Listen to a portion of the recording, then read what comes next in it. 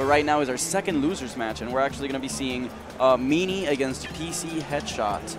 I believe both represent the PC crew, and this matchup is one that you'd think would heavily favor Meanie, as he does main Diddy Kong as of right now, but Headshot is such a proficient online warrior and experienced player that I'm sure that his Samus, despite being a lower tier character, is going to have no problem competing in the matchup. Right, and he's last year's winner of First Attack, so he's the man to beat right now. Even though he's in losers, we've seen what he's able to do, right, previously.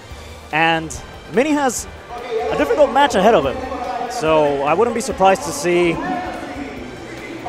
What do you think? Diddy is something you would expect, but what about the Luigi he has in his pocket? Well, Luigi is a very strong pocket pick for Meanie, but I feel that Luigi might actually struggle trying to get in against Samus, as he would have to basically perfect shield all of Samus's projectiles due to the extra pushback that is on his normal shield. So that might actually make it really hard for him to get in and get the combos that he needs. That being said, Diddy does have a very big advantage in neutral and is a lot faster and has deadlier combos that can be more consistent. So it will probably be the pick that we're going to be seeing today. Right, and let's give a shout out to our sponsors. Duracell, Mountain Dew, Kickstart, Liberty, Banco Popular, Puerto Rico Tourism, and AT&T, of course, all here helping us out. You guys make sure you go by the Duracell booth. I hear they're giving out some really great prices on that little wheel of theirs. And of course, Mountain Dew Kickstart has a booth of their own where you guys can go ahead and get some drinks. I had 3 myself yesterday, and boy, was not sleepy at all for the rest of the day. Did your blood pressure get a nice kickstart there? It was definitely spiking. All right, we got this. And of course, Controller Chaos has been making amazing controllers all throughout the past years, and First Attack actually. This year's are also amazing. And of course, there's a promo code right now that you can get 10% off. So type that First Attack promo code and, you know, save some money. Yeah, make sure you type First Attack all caps and get some of that gear going. So we're going to be jumping right into it. This is the bottom warmer. Button check. Button check. You know, I forgot the whole term. Hand warmer. Hand warmers. There we go. I wouldn't be surprised to actually seeing FD. It's going to be an interesting choice, because actually Diddy also has a good matchup here, because his banana can control so much of the stage, and you're limiting those options. But Headshot of using Samus, he also has projectiles of his own. Diddy, of course, has a really good ledge trapping game, but I know that one of Headshot's favorite places to be by far is at the ledge, because of how many options Samus has to stall out, to Z-grab the ledge, to be able to just rise with an aerial and punish the other person. Yeah, and as we were seeing right there, how he was using that bomb to come back on the ledge, touch the ground, and then come back out so he can re-grab, and that kind of refreshes his invulnerability. But it also serves another purpose. If Meanie, comes back and stays close, especially if he has a charge shot on Headshot side, if he gets hit on shield by that bomb and gets hit after by the charge shot, it's very likely that shield is going to be broken. So let's see who is able to take stage control and force the other person onto the ledge here. Smashville is stage of choice as always, right?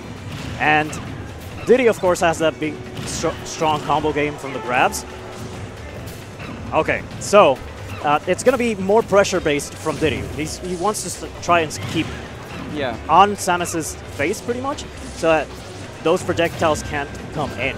You don't want to let Samus have the space that she wants.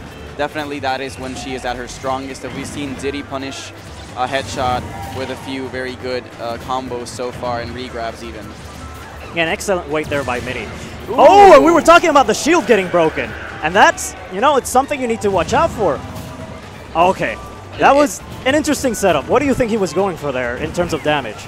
I'm not entirely sure, but I know that the aggressiveness can backfire when you're playing against Samus, as you're forced to run into the shields, into the projectiles rather, so frequently you can see yourself with a very diminished shield, and you might end up in a situation such as like Meanie did right there.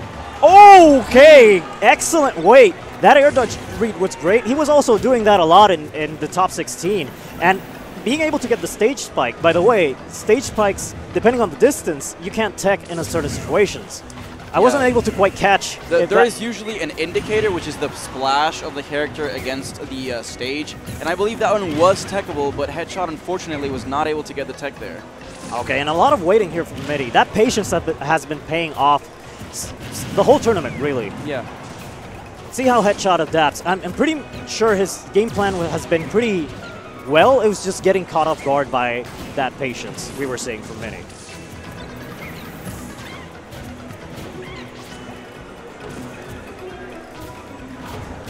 You never know when those footstools could lead to dangerous situations, but Headshot was able to make it back safely in that specific one.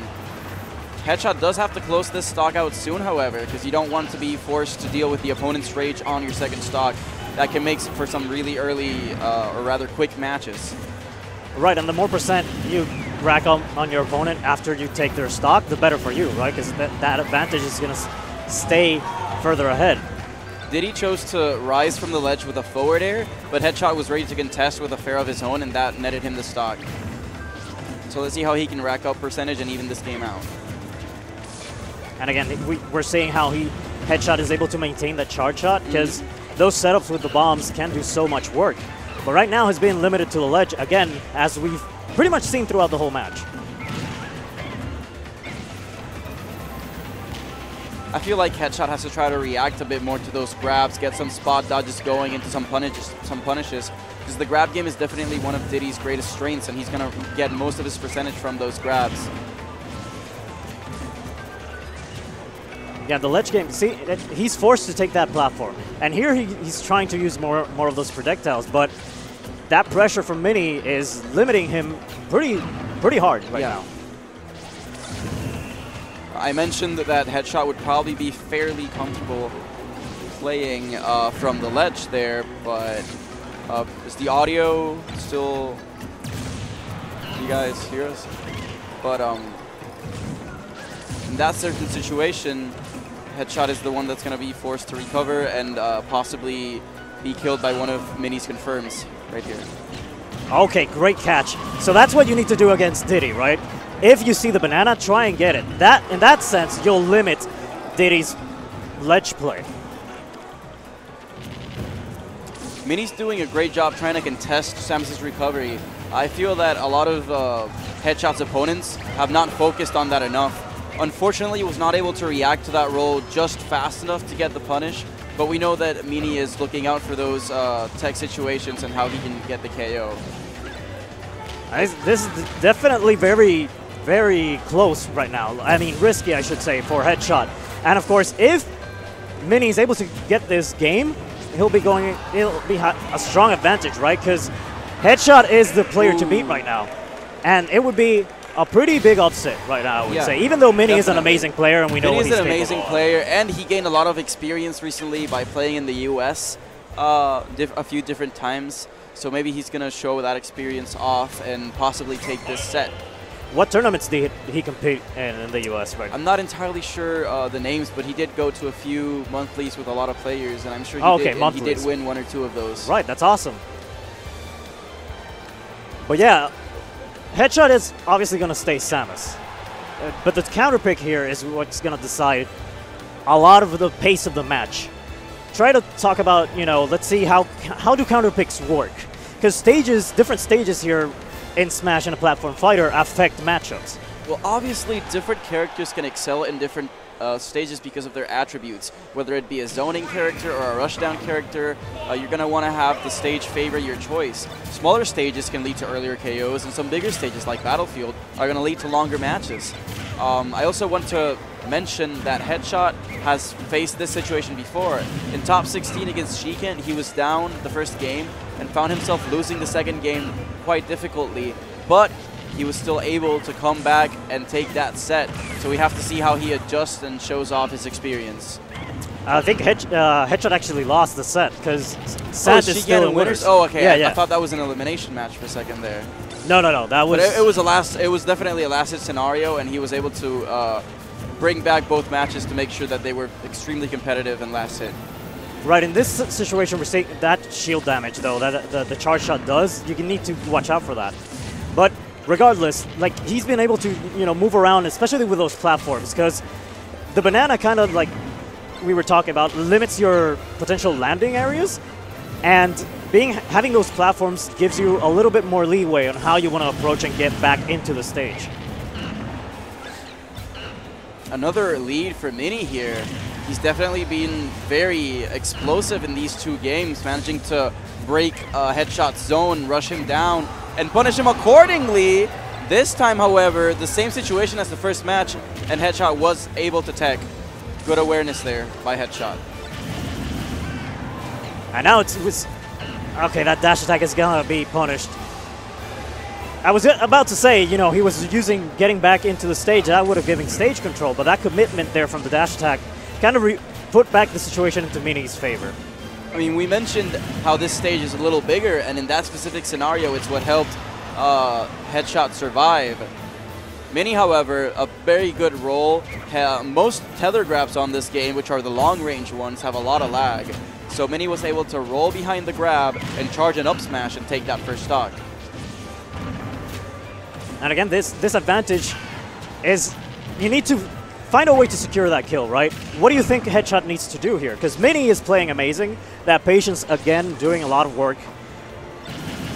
What do you think Headshot has to do in this situation? It's hard to say. I'd say he just needs to stay the course after taking this first stock. That is definitely the first stage for the comeback. You want to make sure the other character loses that rage so that you can survive a lot longer and make the comeback happen. But right now, Headshot is taking a few too many risks, and Diddy's superior and faster options are making sure that he gets punished. Right, and we're seeing the pressure that Mini is applying. The charge shot is going to secure the kill, but there's a lot of things you have to do, especially now that Diddy has you at this %. Down tilt can lead into the up smash kills, right? Yeah. Or it can lead into other setups, even if you're a high percent. You can read that air dodge, then respond from that, or any other particular move that Diddy decides to use, right? Mini wants to make sure that he doesn't go in without any forethought, because that's how the comeback could happen for Headshot, just getting stray hits and punishing Mini for trying to take that stock a little too recklessly. And we see there Mini just actually fishing for that down tilt whenever he thinks he has that possibility. And that was the possibility, and that means Headshot has been taken out of the tournament, and Mini's moving on. So this means Headshot takes 7th. So that was amazing showing either way, but, you know, the champion has been dethroned right now. A very big upset. I don't think any of us were expecting it to be that much in Mini's favor, but we're definitely seeing that he's become a player that is on a whole nother level right now. My heart goes out to Headshot.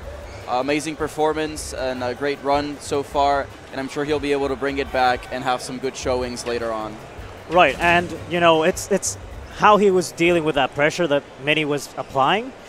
That's what I think he needs to address going forward. And he's one of those players that will be able to do that and come back stronger next year. Diddy's banana is definitely such a strong tool in neutral. It forces you to commit to evasive options, and then Diddy can just punish them. And it seems that Headshot was just not able to adapt in time to what was going on. Yeah, we have a lot of tournaments actually going on right now here in First Attack. It's been an amazing tournament. Pretty much Tekken, Blaze Blue, Dragon Ball, Street Fighter, of course. There's also a lot of side events. Oh, Unio, of course, also happened. We have Overwatch, we have DDR over on the corner. There's also a Tekken arcade machine. So there's a lot to do. If you actually get the chance to come down into Puerto Rico, and you could use this opportunity, right, for the tournament, for First Attack. And, you know, there's a lot of things you can do as well, because as we saw from the sponsor ads we saw at the beginning of the tournament, Puerto Rico Tourism has a lot of events planned or information that you can use. Yeah, we definitely love the international players, and the Puerto Rico Tourism Company is, of course, one of our sponsors. So you guys make sure that whenever you want to visit, you come to one of our events and we'll gladly have you, and make sure that you have a pleasant time competing with the best of the best that we have locally here.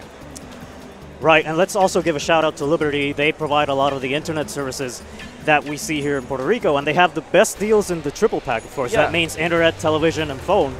And they have unlimited and fastest internet in Puerto Rico.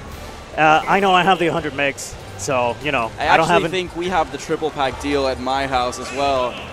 Definitely, it's certified whenever you speed test an UCLA, and it also has the most high-def channels. You can also get services like HBO, Showtime directly from Liberty. So they're definitely one of the best companies here in Puerto Rico, and you make sure that you check them out if you want a good deal. So we're going to be seeing the winner's side now, though, in this transition. Shadow is going to be playing Xeon. We were talking about a little bit about these players earlier. Shadow being one of the top players in Texas. That Bayonetta is incredibly deadly, but he's up against Xeon, of course, who's also one of the strongest players here in Puerto Rico. The ladder combos, is that going to be enough? It is! Xeon definitely one of our most consistent players, but Shadow has just been destroying the competition so far this tournament. We have to see how Xeon tries to adapt and avoid those deadly Bayonetta combos. So far, Shadow has proven himself to be extremely proficient at reading SDI and getting those ladders off the top in different situations. So we have to see if he'll do it again here. It could be.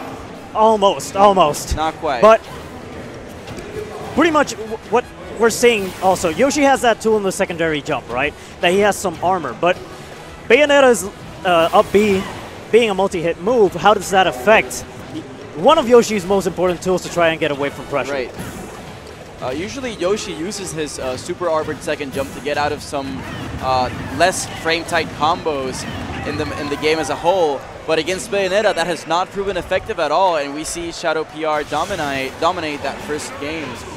Yeah, pretty convincingly, actually, and of course, he's not afraid to give you a taunt here and there, and, you know, I wouldn't be surprised to see the taunt combo as well.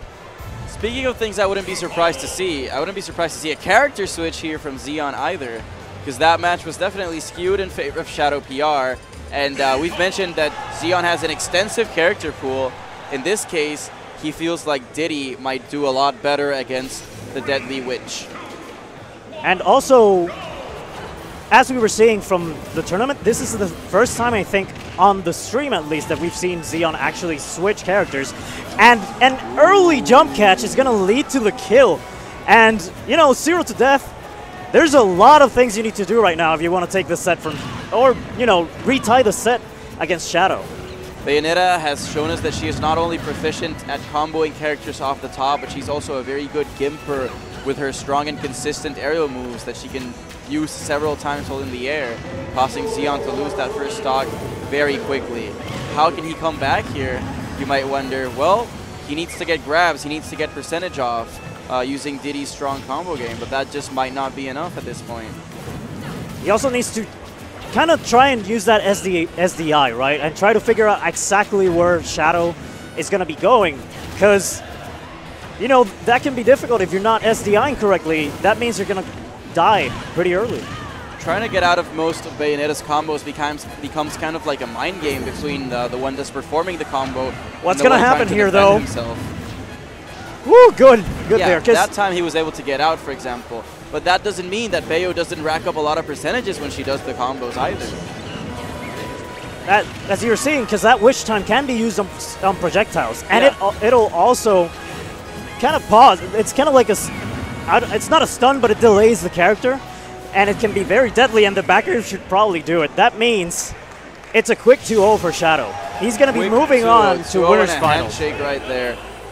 Shadow winning on to Winners Finals, I believe, very quickly here in this tournament. He has faced very little competition, and I think we're all in awe of how consistent he's managed to be. Right, I mean, Shadow is a very consistent player. He's an amazingly strong player as well. So right now, everyone who's watching here in the top 8 needs to figure out something to do, right? Because Shadow is one of those players that he's also watching everything that's being done on stream, and he will have an answer for those characters. And next up, we're going to have another classic here in Puerto Rico, which is going to be E.T.'s She Can't against E.T.'s E-King. Two of our consistently top 5 players, E-King usually being first or second almost all the time during our PGR seasons. A Mario main and a Toon Link main. What do you think we'll be seeing here? Right, and ET being one of the strongest teams here in Puerto Rico, Definitely. Right? If you see the top 10, they have like 5 players, right? Four players in the top 10. And of those 4 players, all of them have been #1 at one point or another.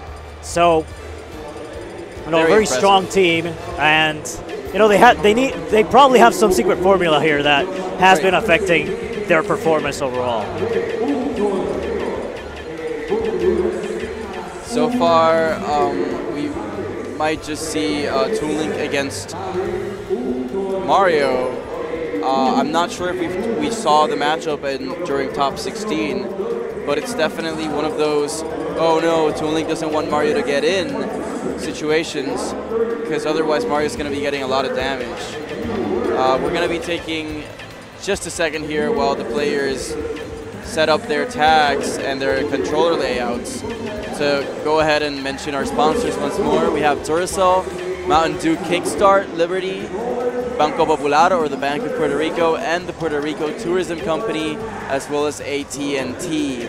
So you guys make sure you head by the Duracell and Kickstart booths and check out some of their gear, some of their gifts, and drink some Kickstart.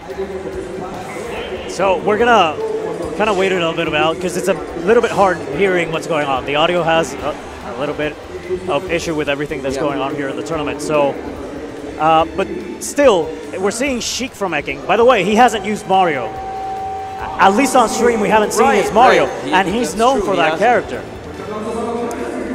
Sheik, of course, always sticking to that Toon Link, even though he has a Marth as a secondary. But we're going to see what happens here, because you need to kind of limit those flatter stages where Toon Link has a lot of movement options, because those projectiles are going to limit what Sheik can do, right? Smashville, which is what we've seen by most players so far, is usually referred to as Sheikville in some situations because of how good she is in this stage. But in this particular matchup, we're going to be seeing them both opt for Final Destination.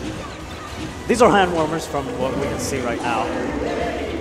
But again, this stage is a perfect sample, right? Because the projectiles that Toon Link and the pressure that he can apply can make it difficult for a high pressure character, right? Like Sheik, to try and get in. Sheik, of course, has those needles, but the bomb play can be an issue, especially because it leads to kills at higher percent. Right. This is definitely going to be one of the most neutral-heavy matchups that we've seen so far. Sheik and Toon Link will have really good tools to keep the opponent from getting in, and it'll probably be based on Toon Link's stray hits and Sheik's very nice combos. Sheik, however, despite all her upsides as a character, does not have a lot of damage, so sometimes a few strong hits from another character do more than her combos. We're going to have to see how that equates into the match. Yeah, there's certain percents which Sheik is going to start relying on those 50-50s. And otherwise, it's going to be like, okay, where can I get this smash attack or hard hit in, right? So it's going to be, the first stage is actually going to be Final Destination. And let's see how Eking approaches this, right? Because I'm pretty sure we're going to see a little bit more needle play coming into this. Right.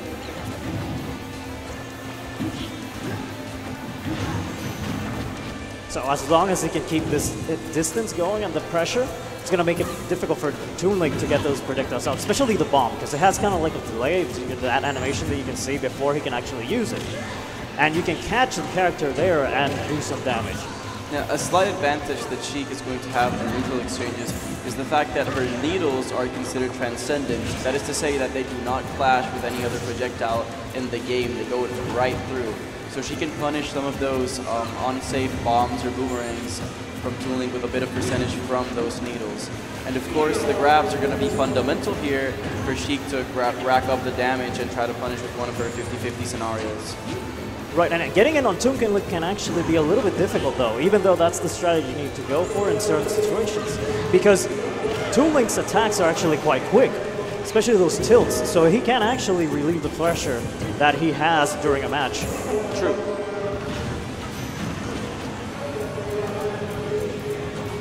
As both characters go into high percentage. Again, we're seeing those needles coming into play because they can actually lead into kills if you throw them there like that, exactly. Diagonally right downwards. And the bouncing fish is also a really big threat.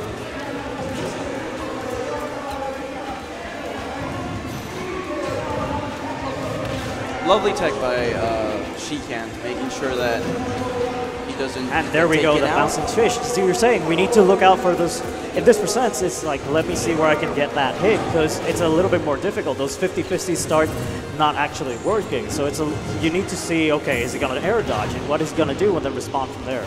Yeah, Sheik's bouncing fish is very important in this matchup because it's a bit of a gap closer, and she can use it to punish Toon Links in unorthodox situations instead of just having to run in there herself.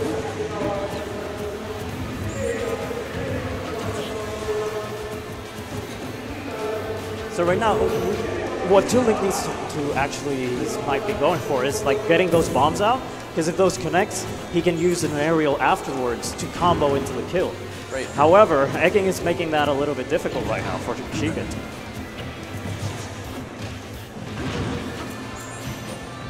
Ooh, nice patience by both players. Neither of them committing to an option, but unfortunately... A little bit too hard commit there on that up air, and he's not able to come back into the stage.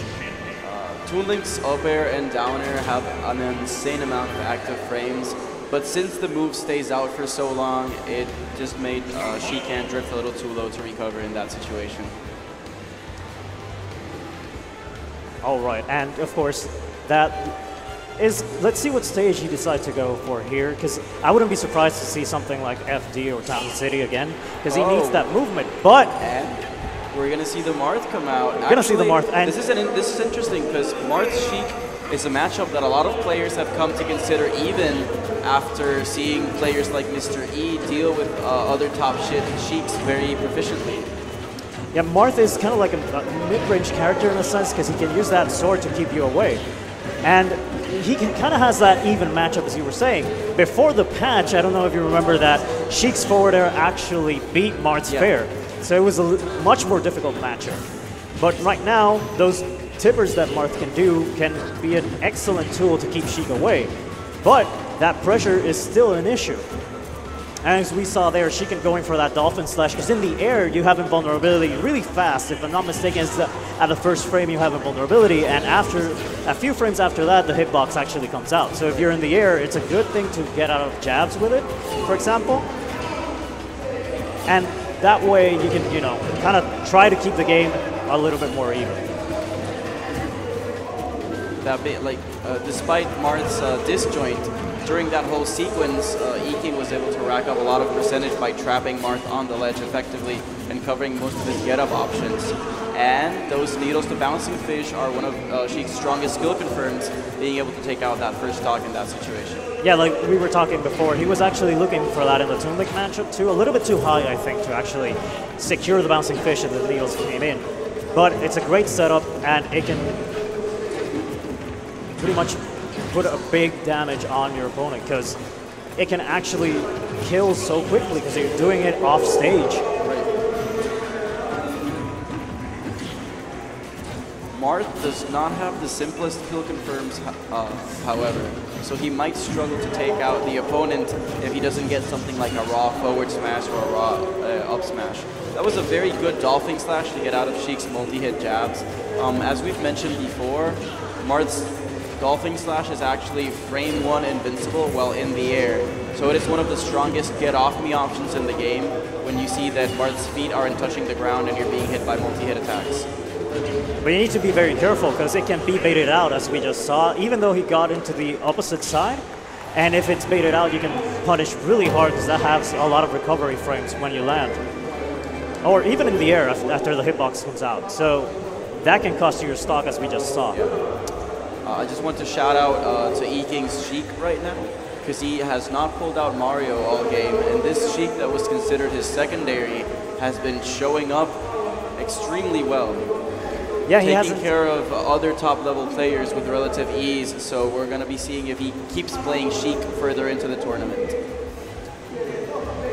So that means in Winners Finals, we're going to have Eking and Shadow PR. That's actually a match we saw in Grand Finals for frame by frame, I should say, if I'm not mistaken. So it'll be exciting to see what adaptations Eking has done, or if Shadow can pretty much have his game plan going without much issue and take the Winners Finals from Eking. It's definitely going to be really exciting to see how Eking has sort of changed up his gameplay to fight Bayonetta in particular. Bayonetta is such a peculiar character, you can't approach her the way you might others because of her counter, because of her special moves, because of her combo potential. So it's going to be an exciting matchup to see for sure.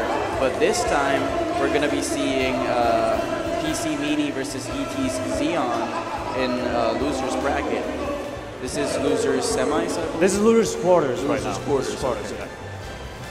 So Xeon and Mini is actually, I think I don't know if they played last year in First Attack on top 8. I do know they've played a lot before, right, in other tournaments during the season. And This is a classic Yoshi-Diddy Kong matchup we've seen time and time again here in Puerto Rico.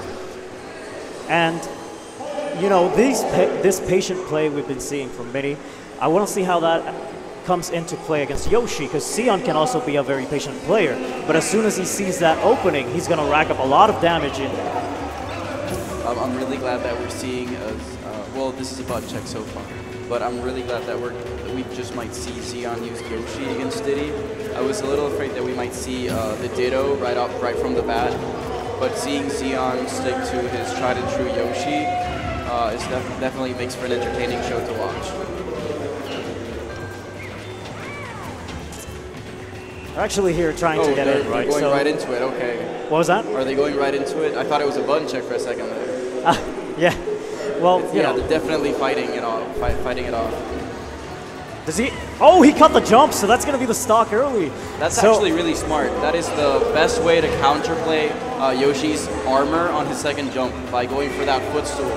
So that shows that Mini has been getting a lot of experience out in the US, and he's showing it off right now. He knows what to do in the matchup. He knows how to take care of Yoshi's different tools. Right, because even though it's not that like well, right now in this game, like if we're compared to 64 and Melee's Yoshi recovery, like his eggs, his up B still give it some distance, so it's still not that, you know, like you shouldn't be that scared, right? But if you can footstool your opponent, as we saw there, you're just pretty much securing the kill. The one thing that I do feel favors Yoshi a little bit in the matchup is the fact that Diddy's banana is mostly used against grounded approaches, whereas Yoshi players are going to be approaching from the air most of the time. Since Yoshi has the best air mobility in the game, makes it very easy for him to drift in and out using his eggs, using his long aerials. Yeah, that's the game. So that down tilt from Diddy, again, a very strong tool to set up into a lot of kills. And at that rage, you know, you're going to be popped up. Right. So it's going to be very difficult to get out of those setups. And it relies on very good DI from their opponent. That shows you that up smash isn't the only thing that Diddy can get from those down tilts. Down tilt with Diddy can lead to forward smash, to aerials like up air and reverse back air, and all those sorts of things.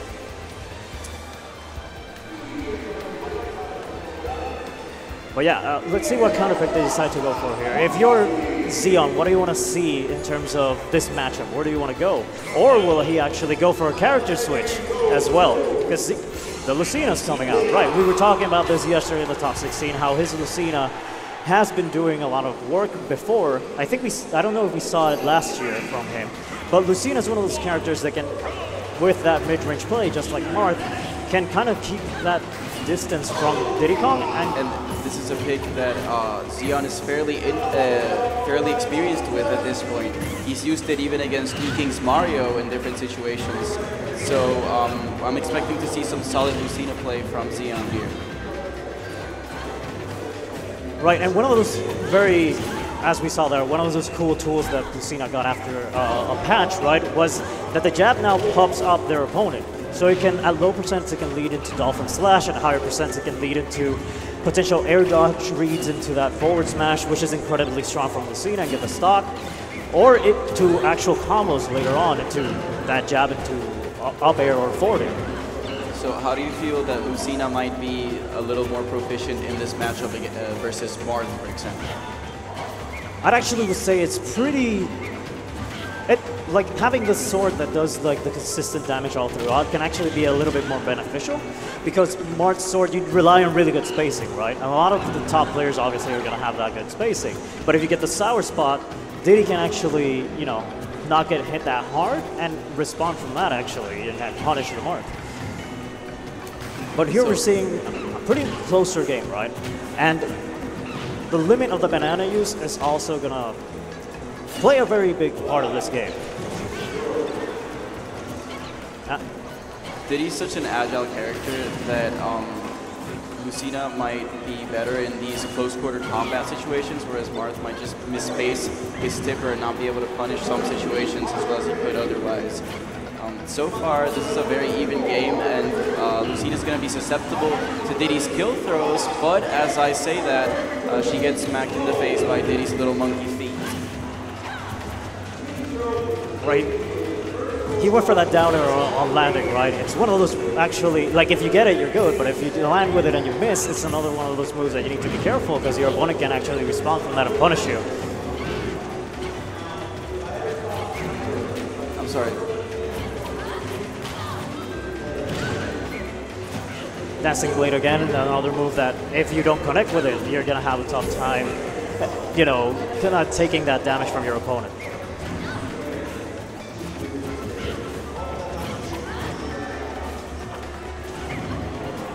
Some nice bait.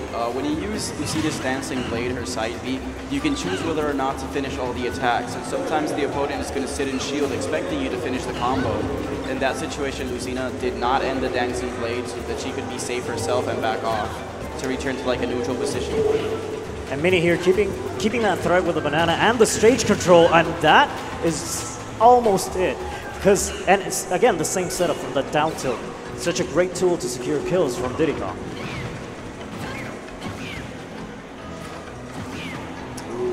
Some nice air dodge baits by Xeon's part.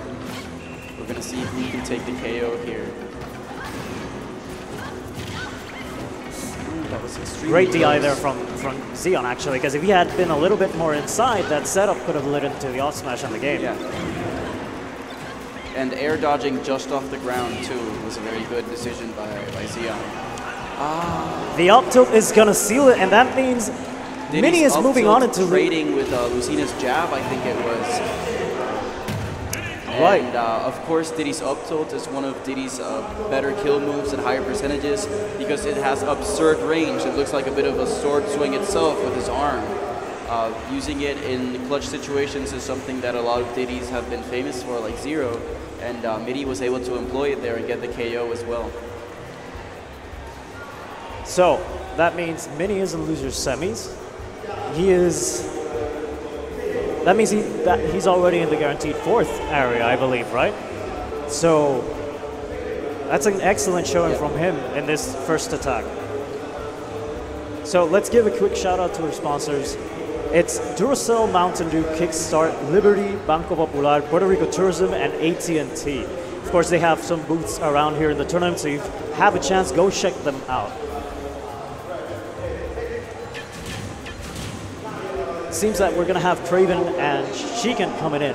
So it's going to be a Greninja Toon Link matchup more than likely.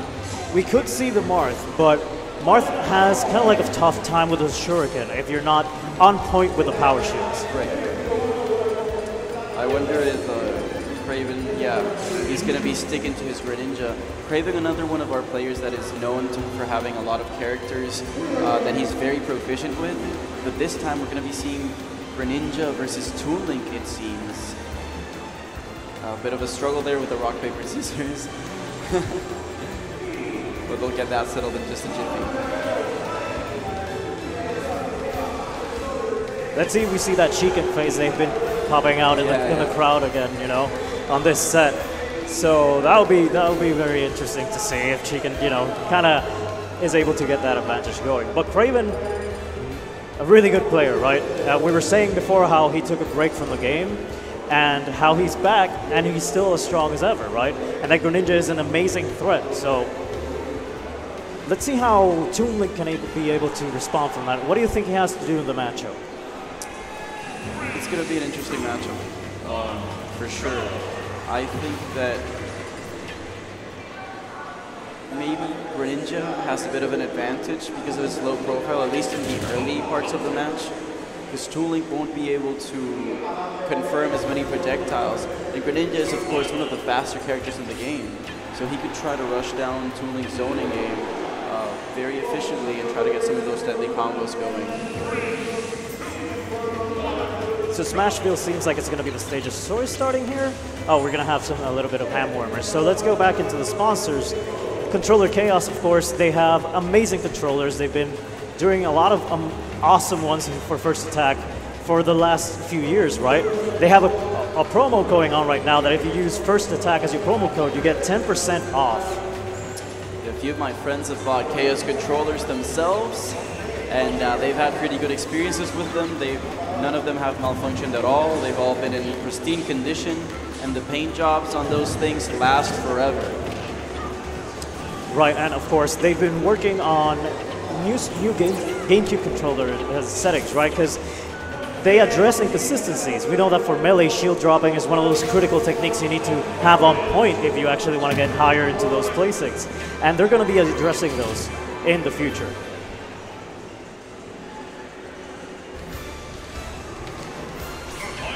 Right, seems we're done with those hand warmers. And Smashville is definitely the stage of choice. Pretty neutral pick as we've seen throughout the tournament.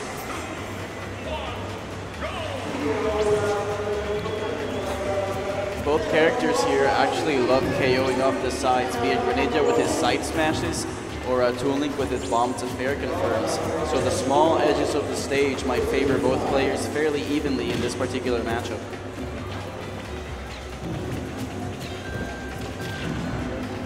Yeah, and we've been talking about how Greninja can, with that low profile, get away from certain moves and certain setups. That up tilt, I'm not sure if from Toon Link's up tilt at low percent he's able to get out, but it's a thing that Chiken needs to keep in mind, right? After that percent it's starting to rack up, then it's not that so much of an issue going into it. Keeping that really close pressure though limits Toon Link's options with the projectiles, as we saw in previous matches with Chiken. And we're seeing Greninja do a very good job here to try and limit that space. Yeah, so far Greninja's been able to get in fairly effectively. Greninja has a very nice run speed, like we already mentioned, but he also has that dash attack that is a gap closer. It's a bit of a sweeping kick that closes a lot of distance in between the two characters, and it can lead to some combos, so that's yet another tool that he can use effectively. He can also have fast approaches from the air, like we saw right there, using his down aerial, which is a bit of a dive kick.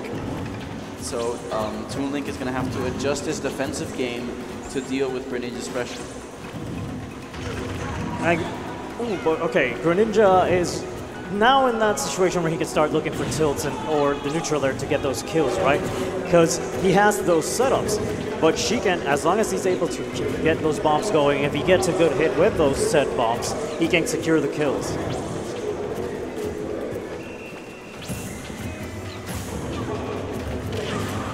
That was a very nice perfect shield on Greninja's auto-cancel neutral air. That neutral air is actually very positive on block. And then he gets the bomb to fair confirm, the 1-2, the deadly combo. And I think the bomb actually saved Toon Link in that particular situation where the fair wasn't enough to kill him. But yikes, we've been cursing these players time and time again. As we say that Toon Link survived, that other fair was just enough to get the KO. Right, and earlier the first attempt he did from that down throw wasn't able to get the kill because this game has that mechanic of rage, right? And since he lost that stock earlier and was a very low rage, that good DI from Chiken avoided the death. But he was still able to, you know, bring it back from that.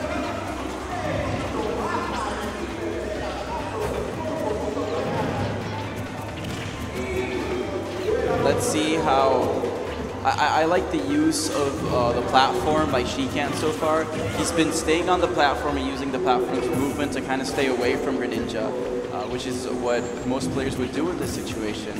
And thus has been able to get a few more confirms with projectiles as Craven rather is forced to jump to contest Toon Link being on the platform. And obviously when you're jumping, you can't shield those projectiles. So he's been making very good use of that option. You know, keeping it relatively close. Now, you know, those approach options need to be a little bit more thought out, right? Because you don't want to lose that disadvantage. You don't want to lose that advantage, I should say.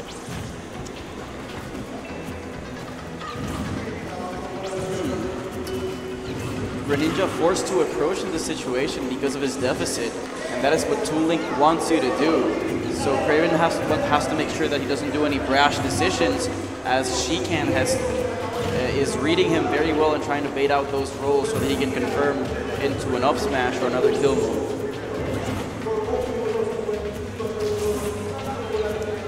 I want to talk about that Greninja of B that I kind of like is important here in this matchup 6 against Toon Link, for example, because if he's able to catch Toon Link on that up B recovery, that water jet pushes your opponent away, right? So you're pretty much in free fall after that because you're pushed away and you fall down into the pit. That was a really intense situation. She can't able to get the tech and come back on stage. Very close game that we have here in our first game of this Losers Quarters match.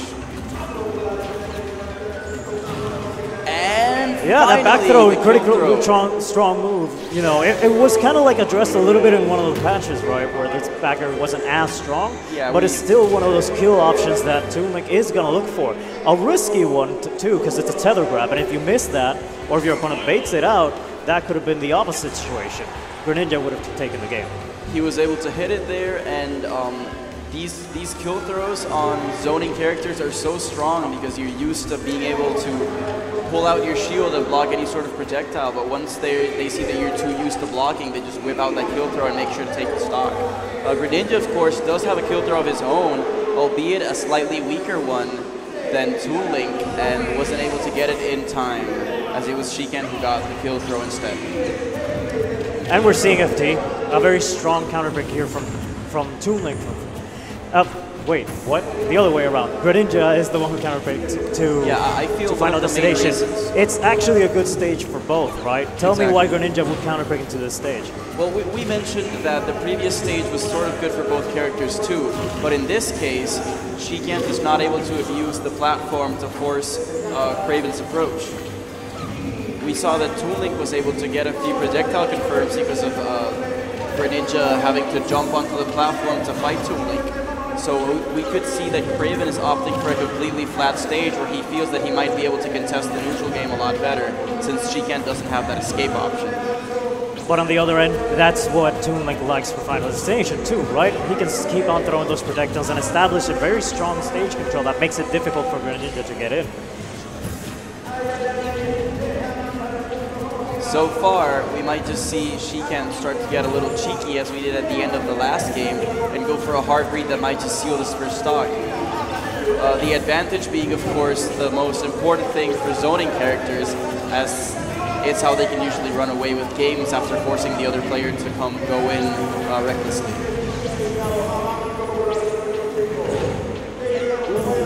Not being able to confirm anything off that grab. We see Kraven going for different forms of pressure here with the grabs and the aerial mix-ups, but so far he's not been able to get any significant percentage that might make this lead weaken. Right now we're seeing that stage control come into play from Toon Link, right? As long as he's able to get one of those bombs to connect, it's going to secure the kill and give him that advantage. Ooh, and that patience, right? He was probably looking for an air dodge or a little bit more DI in, because in that situation, a forward smash could have killed that disjointed kind of move, giving him that certain range he needs to catch Toon Link in that part of the stage, right? Yeah, Shiken has shown to be very aware that Kraven might be trying to bait different options because he doesn't have a very solid kill confirm at these percentages, and was able to get that KO with the bomb to fair. Such a strong move, the little smack with the sword, killing Greninja from center stage. And as I say that, Greninja fair also has great knockback scaling and was able to take care of Toon Link's stock. And Kraven's still keeping it close, of course. These two players have gone a lot of back and forth, right, in their set history. And we'll see what happens here. Kraven is looking for that tie, I believe, right? He's looking for the tying up the set, and he is more than capable of doing it. And right there, we did see the air dodge coming from Toon Link, but the out smash a little bit too early, not getting him that percent. That move had that sweet spot too, which will get you more damage. Up throw to up air is a very standard confirm for Greninja, and it's sort of it's evening up the percentage really well so far. Okay, so we're gonna see Greninja try to keep going in with these. Ooh, jab to grab. That was a very nice mix-up right there. Of course, with multi-hit moves such as jabs, you feel that the opponent might keep going, and so you keep shielding, which opens up your shield and lets the opponent grab you. And he's keeping that pressure in. He made it a little bit difficult for Toon Link to come in. He racked up a little bit more damage that way. But now he needs to work on that approach again, because Shiken's going to try to keep him away as much as possible. Ooh, perfect air dodge on that 50-50 situation. Shikan does not want to go down like this. He's going to try to even this up and get another kill confirm like he did in the first match. Not able to get the confirm there, however. That would have been a very good opportunity to get Greninja off stage.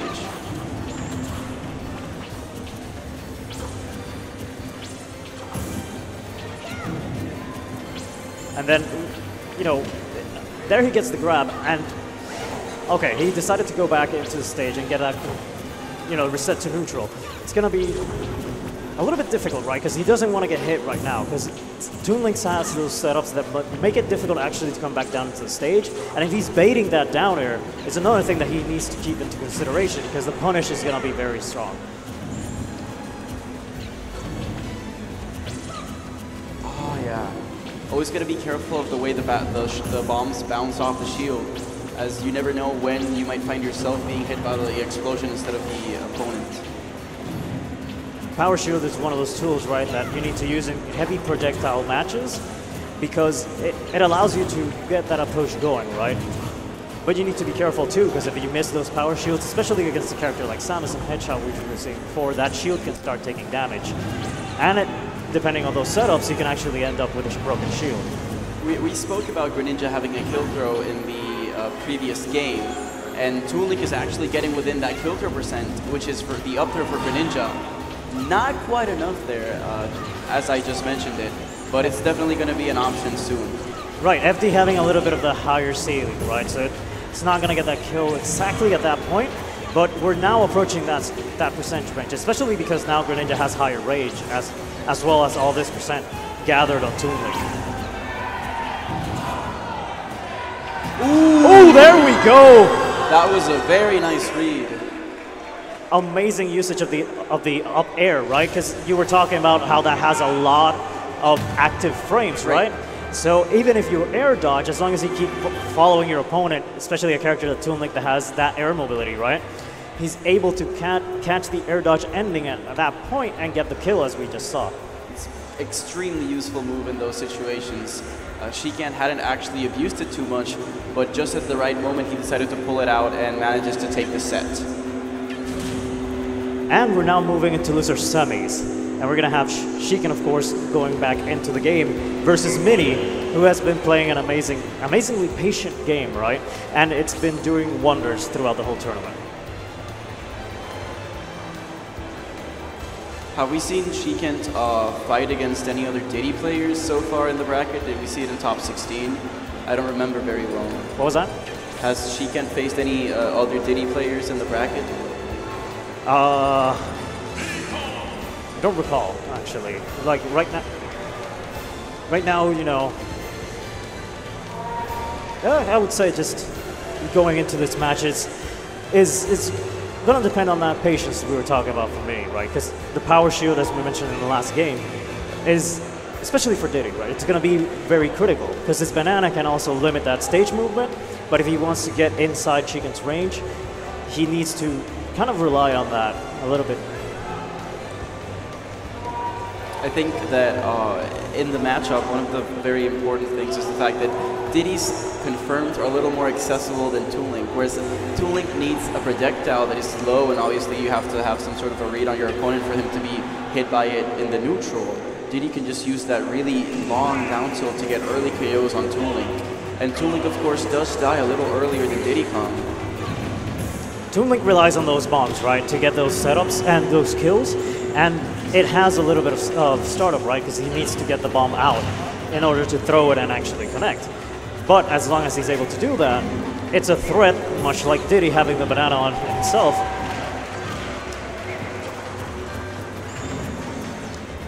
I feel like Mini has, in the past two sets, Mini has shown that he's really capable of understanding different matchups and what he has to do to get what Diddy wants in the neutral going. So let's see how he can adapt to Toon Link specifically and get that damage and those combos going. Ooh, almost a very good ledge trap. The jump air dodge though by Sant was a very conscious decision to take, and it was a move that definitely got him out of the precarious situation he was in. See what he does here. Just again, he's waiting for those air dodges from Mini, and it's been doing a lot of work here in the set. Earlier we saw it how he went into the forward smash, right? Having a multi-hit, so he had more certainty in catching Mini. But here, you know, that up smash again, that's going to secure kills, especially on a stage like Smashville, which has a lower ceiling. Toon Link's, of course, Toon Link's pressure being so good with the projectiles that sometimes when you're right above the ground, you might air dodge accidentally, thinking that you just want to shield preemptively. And in that situation, that might have been what happened when she can't punish the air dodge in the previous stock.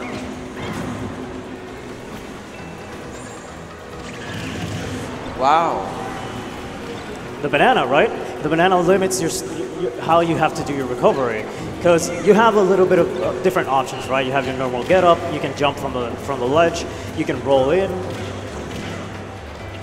but you know, you gotta see what you can do from that, right? Because sometimes actually even taking the banana, if your opponent is not expecting it, he can actually move away expecting your roll, things like that. But in this situation, Mini used it correctly in order to get the stock. Despite how close that first stock was, we've just seen Shikan kind of run away with this second stock. How do you feel that Mini has maybe Mini has been a little too reckless trying to go in and get that percentage, and Shikan is just punishing those bad decisions? It's difficult, right? Because okay, dropping shield, right? You have to be careful in those situations. But regardless, it's difficult when you're trying to put in that pressure against a projectile opponent, right?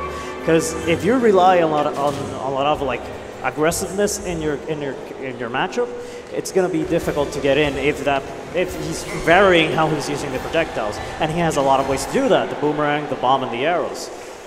Yeah, usually against good Diddy players, your performance is going to rely on how well you know to deal with the ledge pressure. And I feel like Shikan showed that he is very experienced at dealing with Diddy ledge pressure and always took the right decision to get back on stage and not have to take too much percentage.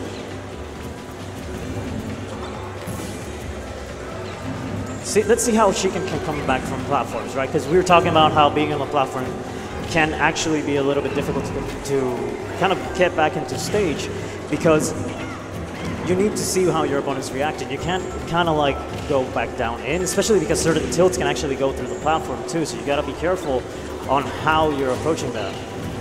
Great. Ooh, that was a very max range tether grab. We spoke about how Toon Link's up air can sometimes cover the air dodges with its active frames, but in that specific situation, Mini's air dodge was just about perfect, not getting hit by the up air and a very nice roll read leading to more ledge pressure. Ooh, nice confirm. What do you think? How does Mini need to approach this now going in? Because it seems like that patience we saw before is a little bit not that present in this match. Well, I feel like he's going in with safer options, like throwing the banana and then landing with an aerial, and he's been able to punish Shikan's defensive options a lot more than in the last game. That was a very nice conversion. The bomb hit right under the ledge, but it was still able to get the aerial to get the KO. Right, because it set it up, right? Because the bomb exploded and it made him hit the stage, so he could just go in for his aerial follow-up and get the stock. But we just saw there that you cannot get grabbed in platforms against characters that have those kind of 50-50 hoo-haws, or if you will, because Toon Link died a lot earlier than he should have. He was at like about 90% and he died at that percentage without any rage on Diddy's part. Right, and we see a little bit of a shift here. Why do you think that's been going on in this match? I feel like Diddy can have a lot more momentum in this matchup with his offense, much more so than Toon Link. Toon Link has to be aware of the way his opponent is approaching and just has to stay the course. Whereas once Diddy gets in, it kind of turns into a vortex where you're never sure of what decision to take to get out of the pressure. Ooh, that would have been a very nice pivot grab, but Sant's air dodge into the ground was enough to make it so that he couldn't get grabbed in that scenario. Oh, okay, so pretty much the same setup we saw in the last set that she can do, right? That up air having a lot of active frames, you gotta be careful how you're air dodging.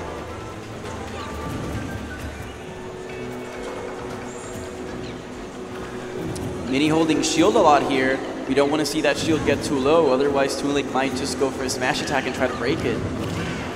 Is that enough? Wow, 90%. 90% at the ledge, just enough to take that stock. That was a very good set. A very good second match. Mini almost taking yet another big name here if he managed to close it out. But instead, we're going to be seeing Shikan move on to losers finals, I believe. Yeah, so now we're approaching finals. That forward air is a very strong move, as you were talking about. But while we have this time, let's give another shout out to our sponsors. Right. So that means that we already have our top three, which is Shadow PR, right, E-King, and Sant, or Shikant as well. And our sponsors, of course, are Duracell, Mountain Dew, Kickstart, Liberty, Banco Popular, and Puerto Rico Tourism, AT&T. They have booths around here in the tournament, so do check them out if you have the chance. So, can you tell me a little bit about Controller Chaos, for example? Well, Controller Chaos are the guys that are customizing our first attack controllers, and they sell a lot of different variety of controllers in different situations. So we're going to be switching commentators here for a little bit, so I'm going to be signing off. It's been a pleasure, Laquan. Nice commentating with you, Road. And I hope that you guys enjoy the rest of Top 8 with our PC's very own Chopper on the mic. See you guys. All right, so as we approach this winners final set, let me hear it for Shadow if you're rooting for him. Let's go, guys.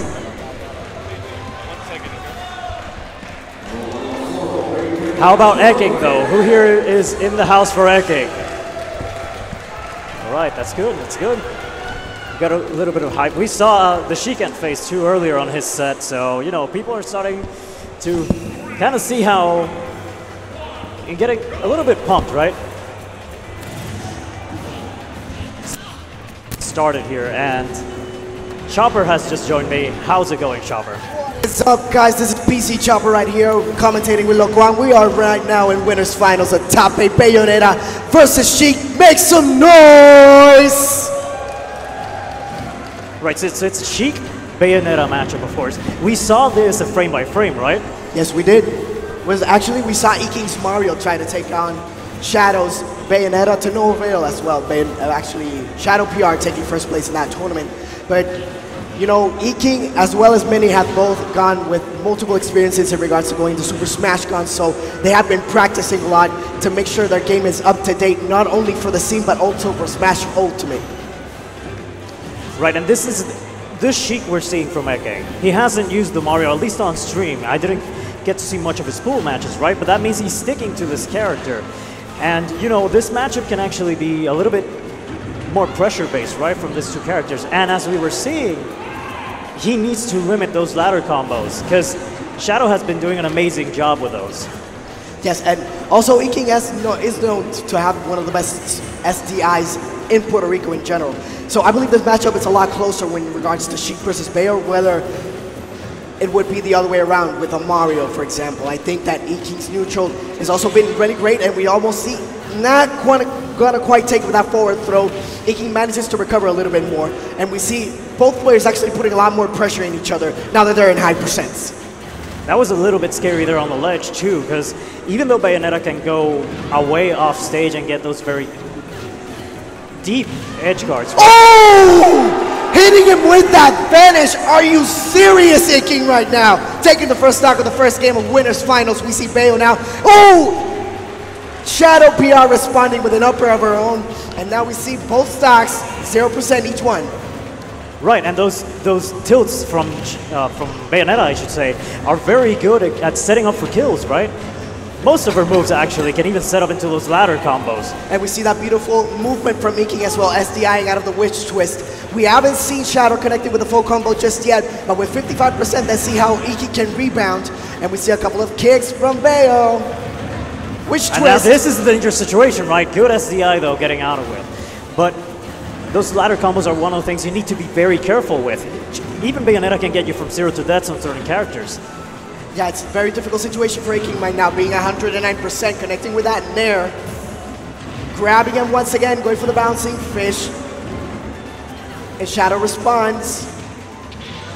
You just need that one good hit right now, because the down tilt can lead into an up air, even the same ladders as we saw from the up B. So you need to be careful going with Eking. You can't overcommit right now. Eking also applying a lot more pressure this time around. Oh, the belt within, saving Shadow. Let's see what's gonna happen. He recovers safely. And again, we're seeing how Bayonetta can go very deep to get those edge guards, and that neutral air is out for so long, those active frames, that you need to have on point reactions to avoid those. Shadow is so good baiting those air dodges. Eking trying to connect with that bouncing fish, almost connecting with that up air. Let's see how Eking can punish. Connects it with the back air. It's 145 to 110, Laquan. This is getting really close. Yeah, it's a very close matchup. So it's still, I would say, Bayonetta will have an easier time in getting a kill, because now Sheik is in that point that it's either 50-50s or getting a strong hit, right? Yep. And Eking going for try to style on Shadow a little bit, it seems. But we're already at 154 to 125. It's a lot closer than it was usual. Good SDI by Eking as well, good directional influence. And Shadow manages to recover safely. This is it's high pressure. What would you do in this situation? Well, I would continue to do the same thing that they're doing right now. They're applying pressure on each other. Dash attack connects! Eking with a small pop-off on Shadow. That's the first game. That's hype, and the crowd is coming alive too. Eking being the crowd favorite right now, because of course, even though Shadow is from Puerto Rico, he's representing both a team from here, Puerto Rico, Eking. Yeah, Shadow, one of the best players in Texas right now. Eking, the best we have right now. This is game 2. We're going to Smash Bill once again. Let's see what's going to happen. Ooh, okay. You can't count Shadow out, right? Again, he's using Bayonetta. It's one of those characters that even if you're a stock away, as we saw in the P.2 match, I don't know if you got to catch that earlier in the top 16, he was a complete stock at 0% ahead, and 0% behind, I should say, from P.2, and he still was able to clutch up the game. So Eking still has to remain on point on this 3 out of 5. And that top 16 match you were talking about with P.2, P.2 was playing an excellent game, but again, those Bayo combos, that's why Eking has a good chance to go into grand finals on the winner's side, because that has such good SDI, not quite gonna punch it till the end, but still really good, racking up that percentage all the way to 90%. Ooh, that's witch time. This is scary. If he gets the, if he got the correct DI there and following up on Eking, that would have been a early stock there. Eking taking a lot of pressure. That's 111 on a Bayo forward air. That's a fair. Shadow questioning how did he get killed by that, but that's already one stock lead. We see Shadow trying to connect with a couple of more percentage. Eking on pursuit. And waiting it out, that's very good. He's been doing that throughout the set, just waiting out to see what Shadow's moves are going to be in order to respond correctly. Eking safely recovers. We're already at 107%. Let's see what Eking can do. A couple of first bouncing fish connecting, 44% on Bayo. Eking looking a lot better the second game around. Let's see what's going to happen now. Forward throw, bouncing fish. And this is the edge guard situation, a very that's significant. A witch time. Okay, wait. Okay, that's there a stock. He had enough time. He had enough time. But it's a very significant lead right now going into it, right? You need to see how you approach this. And Bayonetta obviously has those tools. What do you think he needs to look forward now going?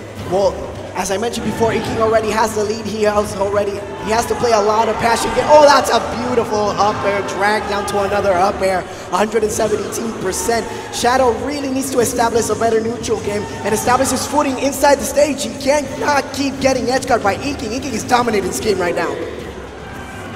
He doesn't know how to approach this. Eking has been on that late game and stage control, just responding to everything that Shadow's been doing. Oh, let's see what's gonna happen. That's great SDI by Eking, going for that out throw fair. That's the second game. Another pop off by Eking. That's 2-0 against Shadow PR. Been a lot of pressure going in. Like it's that stage control, right? We're going back into it. He's been able to respond to anything that Shadow has been trying to do to get back. And, you know, it's just moving back, getting those grabs in, or just setting up for those tilts, right, to get even more damage. This is so appropriate. It feels like a chess match, and a chess match, and Inking is really dominating these sets right around. We're going to game 3, Inking with a 2-0 lead. Let's see if Shadow can actually respond. Going to Town and City this time. Let's see some Bayo combos. Oh, okay. Bayonetta has that ability. Not only can she kill from those ladder combos, she can also kill from the sides using that first hit from the forward air, right? So in this case, Eking, again, as we should talk about that excellent DI he's been doing on the ladders, and in this case as well, that he hasn't, Shadow I should say, hasn't been able to secure kills off of those setups. Iking punishing that Bayo side B with the up tilt and getting him off the stage again. Like I told you, Laquan, Shadow really needs to establish himself and get out of the ledge. He needs to maintain stage control, otherwise he might be toast. Let's see what's gonna happen right now. Oh, that's a stock! That's why he took him to Town and City. We see Iking being a little bit more pressured around, Shadow feeling himself a little bit. We see how Iking responds, almost connecting with that up smash. And you mentioned Town and City, that's because it has a lower ceiling, right? So Bayonetta can it's a great counter pick because those ladder combs are actually gonna kill much earlier than on another stage as we saw before. And now we see the disadvantage that being a Sheik main actually brings you. If you have an advantage, it's great. That's a vanish! That's a stock! We have an even game almost, look one. Make some noise, crowd. Let's see him. Let's get him popping. Shadow needs to respond now, right? Because this is a 3 out of 5 set here in this winner's finals. Of course, you still end up in the loser's finals after that, but it's going to be much more difficult because in grands, you need to reset if you come from the loser's side. That beautiful execution as well by Shadow, racking up that damage into the Sheik. Trying to go for a dodge stack, Iking is not quite connecting. Let's see a couple of succession affairs and a back air. Iking is bringing this back, Laquan, connecting almost. Oh, that's a bouncing fish! Not quite gonna kill just yet. Oh, excellent air dodge, because from those... Oh, that's a combo! That's a stock! Shadow responding. This is 2-1. This is a great winner's final set, Laquan. No, this is amazing right now. Like, it's a back and forth, right? Eking's patience, we should talk about, like I talked about it in Mini's match, right? But the patience has been doing a lot of dividends here in this tournament right now from certain players. And just responding correctly and not overcommitting does a lot of work actually in the Bayonetta matchup, because any hit, as we were talking about, can lead into combos. And as you mentioned before, Laquan, this stage benefits Bayo greatly, but it also can benefit Cheek, considering Cheek is one of the characters that has more difficulty on killing. Let's see how Iking can take this game 4, not making it force to get in front. There's going to be a lot of momentum towards Shadow, though. Right, and you talked about Talon City and how it can be good for Sheik too, because from those tilts, that is... Oh, that was beautiful by Shadow, connecting him with those jabs, and the witch twist to further him up across the stage. He takes the lead, Iking responding with a couple of percentages on his own. And this is what he needed, right? He had to figure out how Eking is switching up that DI so that he can get those combos in and secure kills, because this is what he needs to get it back into the set and tie it up. And you see Shadow trying to grab up that extra credit just to make sure that Iking doesn't have time to respond. That's 84. Oh, almost connecting with that up smash. Luckily, he got... Let's see what's going to happen now. Iking is able to recover nicely. That was an interesting choice, actually. And we should talk about how he used switch time on the ledge, right? Because you can use switch time to kind of... It's kind of like a delay. It makes you go slow, Well, let's talk about how he used that bouncy fish to take the stock. That was beautiful execution, but as what you were mentioning before, Shadow was actually trying to witch twist on the last hit of that vanish by Iking, trying to get him that witch time, trying to end this game, making sure that Iking doesn't follow his pursuit. We see Iking also responding with a couple of frames on his own. And now the game is back into a kind of like an even scenario, right? So we might start seeing a little bit more defensive play, trying to get those little hits in to get a little bit more damage, and potentially following up from there. This is already tied, Laquan, 70 to 74%. Let's see what's going to happen right now. Iking trying to really close it out. It's going to be a lot more difficult to take a Bayo to game 5 than finishing it right now, but Shadow responds with a wish twist. That's a back air! Not quite going to kill just yet. Iking safely recovers. Another wish twist by Shadow. He's going to wait it out, and that vanish setup again. He was looking for the air dodge, right? Shadow using those back airs, trying to connect them. It's already 124% to 88. Shadow is further establishing his dominance. I see how Iking responds with that up throw, going for that up air, not quite connecting. That was a little bit dangerous because those needles missed. Like, it was just a little bit of time that Bayonetta didn't have that chance to respond from that missed move. These players are playing a lot more patiently now. Let's see what their next move is going to be. Both of them are really being careful. He gets a grab. He reads it. That's a stop. That's it. Inking goes to grand finals. 3-1 over Shadow PR, taking vengeance of the last tournament he's played in. Let's see how Shadow can respond, going to the loser side while Inking sits comfortably in grand finals. You need to be careful from Shadow, right? Because he's one of those players that will adapt, as we just saw, right? That third game, I want to say, that he tied it up, that he got on Eking, we know that he has that ability. And if he gets back into grand finals, right, Eking needs to watch out for that. He needs to start mixing it up. Yeah, it was a lot of adaptability between these two players, as I mentioned before. It's like a chess game. You move one piece, the other one is going to counterattack with another one. And these are high-level players that we are seeing right now. But we're going to losers final, Shadow PR versus Sans. Sans having a lackluster year in regards to representation, in regards to the rankings in itself. He didn't have a good year, but this is a great showing by him. Let's see if he can take down one of Texas' best players and one of Puerto Rico's best players as well. Right, and we're going to be seeing Toon Link probably coming in from Sheik against the Bayonetta. However, we were talking about the Witch Time, right?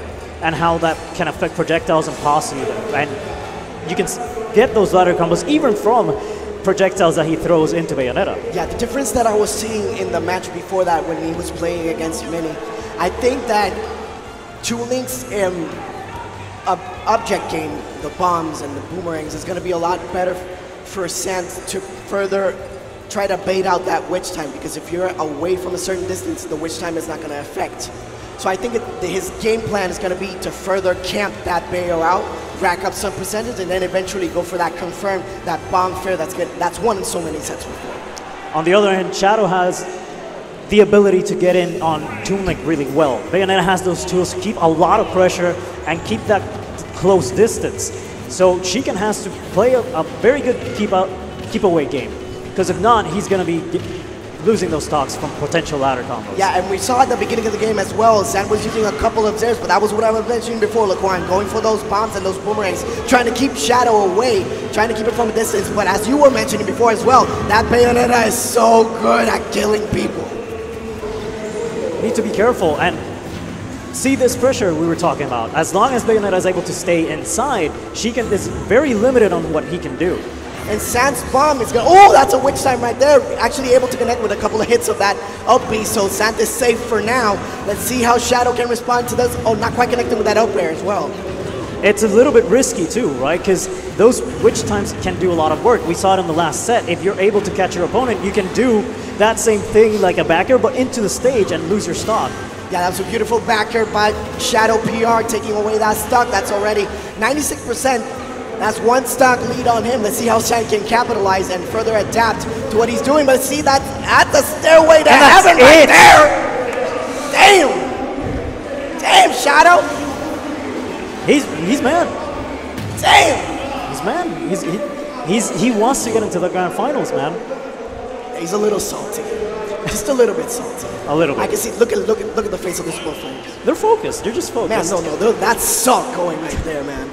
That is salty as fuck. I'll just call it focused. Focused. Focused salt. Focused right? salt. We're going into go. Game 2 Smash build once again.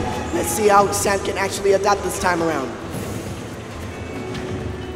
What do you think are those options that he can use to try to keep pressure away? Toon Link has fast tilts, right, that he can use, or the jabs. But in this matchup, that could be still not enough, right? Yeah, a lot of times that I see when Sant is actually holding the shield a little bit more, going for that nair, it's actually really difficult to know on which side you're going to go. So if he uses the nair a little bit more when you're going on the ground, it's a lot easier for him to actually bait out a Shadow move that he can actually punish. But we see now, racking up a little bit more percentage. This might be a kill, not quite there. That was good SDI by Sant as well. Those bombs are actually helping Sant in this game as well, because if he has him on him, as long as Shadow keeps comboing him, well, he can explode and he gets away. So that's going to be a crucial as well for this matchup. Right, I was about to mention that, because the bombs can also serve a double purpose. It can also kill, but it can also be a defensive option. Especially, it can even save you when you're trying to recover from the stage if you lose your jump. Especially since it doesn't have that much knockback. And the results of it, we already see 93% to 116. Santa's looking a little bit more comfortable in regards to the matchup that he's playing right now. That's an up air. That's not gonna quite kill just yet. That witch time as well, but it doesn't affect Sant because the distance is a lot larger. Right, and that was because they didn't use the sweet spot, right? Because certain moves have sour spots and sweet spot. That means a particular part of the move that, ooh, okay, you gotta be careful. Yeah, Sant nodding as well and saying, yeah, that was a good move. And we see already Shadow taking a lead, not quite that as marked as before. Sant can actually take away the stock. He has to be careful not to let Shadow's pressure get to him. But it's difficult considering this is a Bayonetta and this is Shadow PR as well. Sant always grabbing those bombs, trying to throw at him, keeping Shadow PR at a distance. Shadow using an air dodge, but actually Sant connecting with a bomb. Ah, that's a raw up smash, baiting out the shield. He lets go, gets that up smash. That's already a one stock each. Right, and he's been keeping it close this time. Like, he's been able to maintain that pressure with the bombs. And how it was mentioned earlier, those tilts have been doing a little bit more work now, right? To relieve that pressure that Bayonetta can apply. A couple of up tilts and an up smash for good measure by Sant. And Shadow capitalized, but that was good to SDI by Sant as well, trying to get away from that witch twist that has gotten him in a couple of bad situations before. That's 56 to 71, 81%. That's a witch twist. That might be the kill. That's the stock.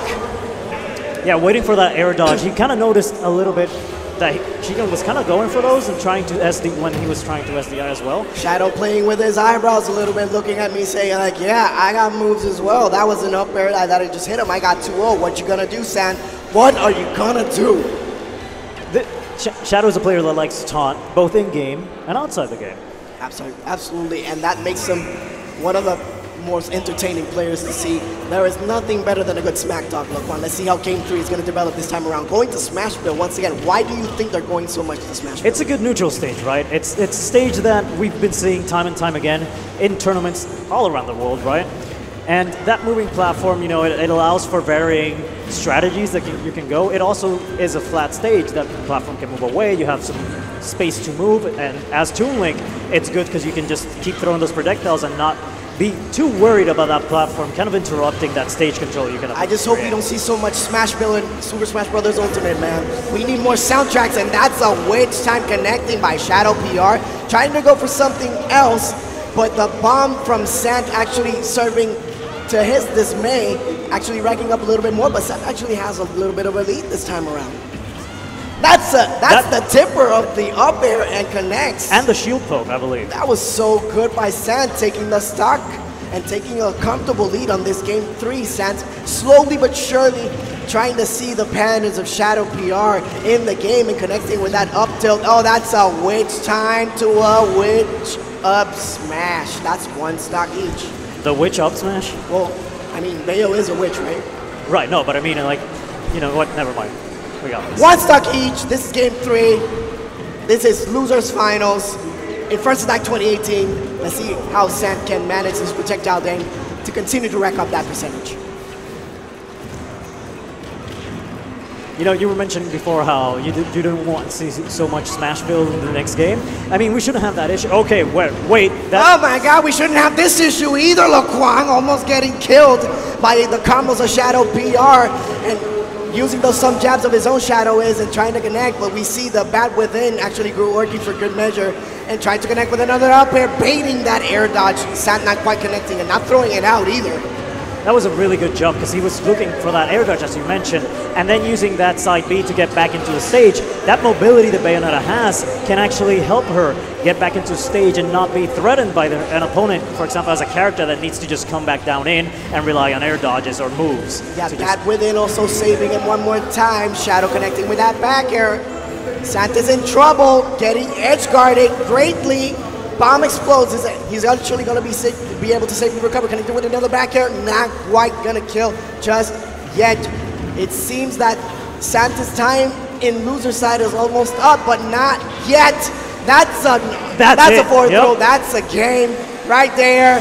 Round of applause for Sant. Make some noise, people. This was a great losers finals, but now we're gonna see the rematch. This is gonna be a good one, Laquan. This is Eking versus Shadow PR. This is turning up to a really good rivalry. Yeah, it's starting to look like a classic, right? It's going to be starting to see more and more of these players starting to compete against each other. But before we get that grand final started, let's talk a bit about our sponsors right now here in the tournament. We have, of course, Controller Chaos. They've been making amazing controllers for this tournament in the last few years. And there's a promo right now going on that if you use the first attack as a code, you get 10% off. 10% discount. Those controllers are insanely beautiful. I actually got the arcade stick for this First Attack 2018, and it looks beautiful. I'm gonna put it right there, and I'm gonna play every single game and lose in the first round because I'm a scrub. Right, and we of course have Duracell, Mountain Dew, Kickstart, Liberty, Banco Popular, AT&T, and Puerto Rico Tourism. But let's start this grand finals. Guys, if you're rooting for Shadow, let us hear you.